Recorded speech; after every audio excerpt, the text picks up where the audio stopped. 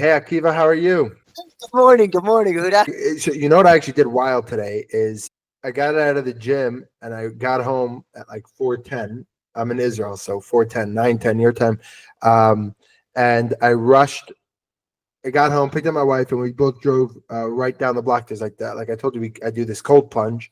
Um, and today was so cold. I made a commitment to stay in the water for at least a minute and a half. I turn the timer on, I jump in, and I'm holding myself under the water. I do a few dunks, and then I'm like, okay, how much time is left? I'm like, that was only 30 seconds. And then that only lasted a minute. It was really cold. It was cold outside, like it was bitter cold.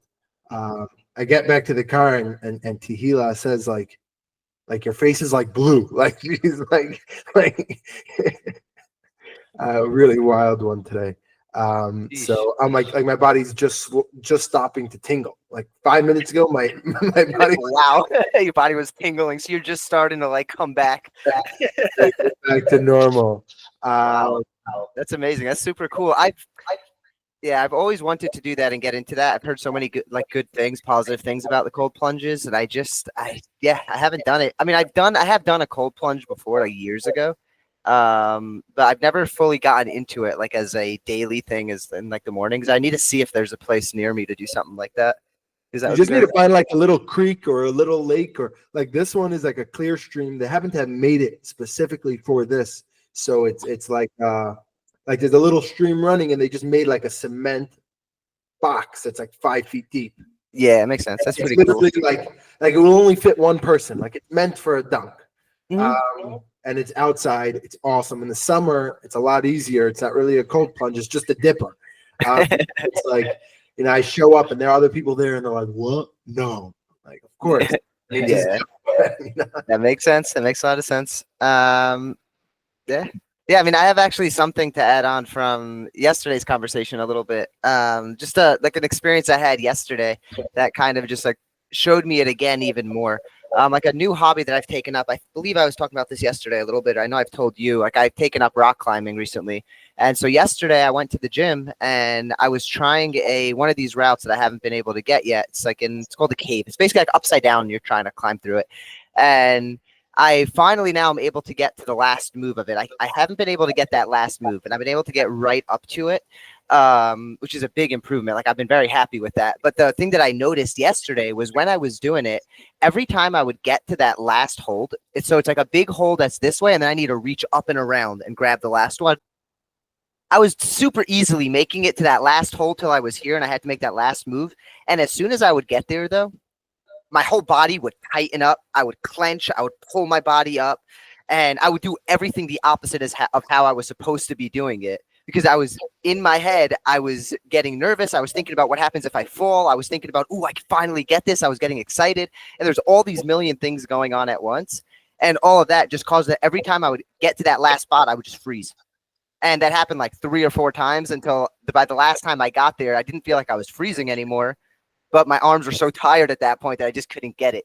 And I just thought it was an interesting, like it kind of puts it into perspective in a sense. Like it's interesting. It shows how like we get so lost in our heads and thinking about all the different outcomes, and it stops us from accomplishing what we really want to accomplish. Yeah, I could definitely relate.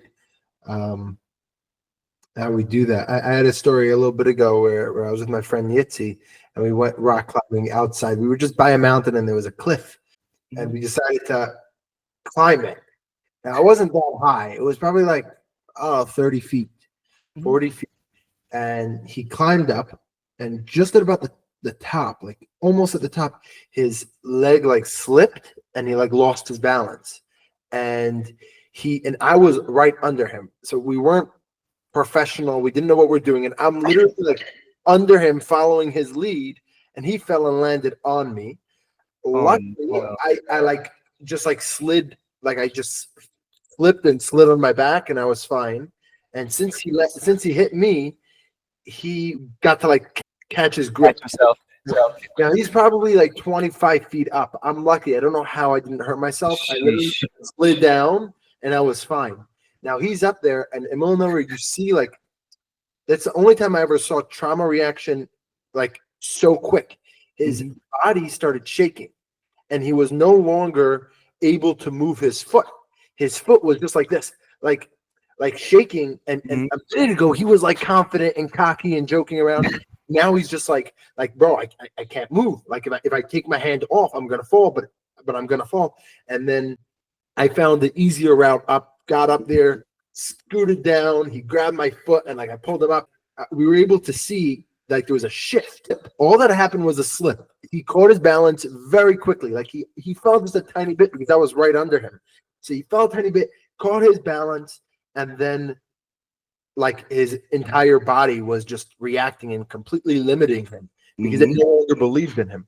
Where a minute ago, it was like cocky. You know, it's very interesting to see. Yeah, no, for sure. That sounds super, super interesting to see. Like to see that switch just instantly to just go like just boom, where everything just changes. It's got to be very cool to see. And I guess, yeah, I mean, that's the like the fight or flight response kicking in, right? It's like we get scared and suddenly it's just fight or flight. And I think that's a big thing that people just end up getting stuck in that throughout their life in the day to day. And they never get to actually live because they're always in fight or flight. They're always just trying to survive. And because of that, they're never actually getting to live life. Yeah. Well, I actually hear that there's a third one. It's fight, flight, or freeze. And then there's another one, which is like snap. And I could totally relate to that, right? I'm in Israel, living in the north, close to the border. And whenever there's a siren, there's a missile, there's a rocket, whatever, Hezbollah is shooting some things over, my wife's reaction is get to the bomb shelter. My reaction is get outside, get the camera, record, right? And it's because that is my reaction. And I'm so not like, the way I know it's a trauma response is because I'm not present at all to what's going on. If I was, I would be calming my wife. I would be talking to her. I would be, holding her hand. Instead, I ditch her. She runs to the bomb shelter. I run outside. I'm like sitting there videoing. It's like a fight. It's just a different version.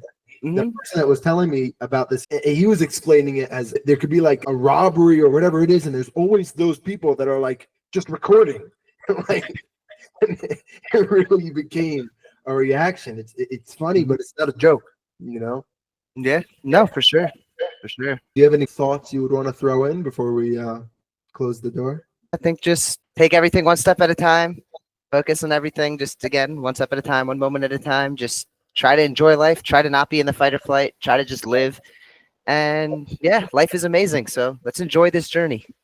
Awesome. Do you have any unique creative commitments that you want to make for today? Today, my commitment is going to be to have a good balance of work on making money, like actual work, and working on myself, and having that a good healthy balance with it, not going too far to either side, getting everything done that I have to get done, and then rewarding myself at the end of the day by letting myself go to the climbing gym and hopefully beating that one route that I haven't been able to get yet. Hell yeah. I love it. I love it. My goal and commitment for the day is to work and enjoy my work. Like I want to be in it and I want to just love it. And along with that, I want to be able to just connect and tune in and be able to spend quality time with my wife. So, and my daughter. That's my commitments for the day. Amazing. It was nice speaking to you. And awesome. Yeah, let's kill it today. Let's kill it. See you tomorrow. Peace and love to all. Hey, Allah. All right. Have an amazing day. You too. Bye. Take care. Bye.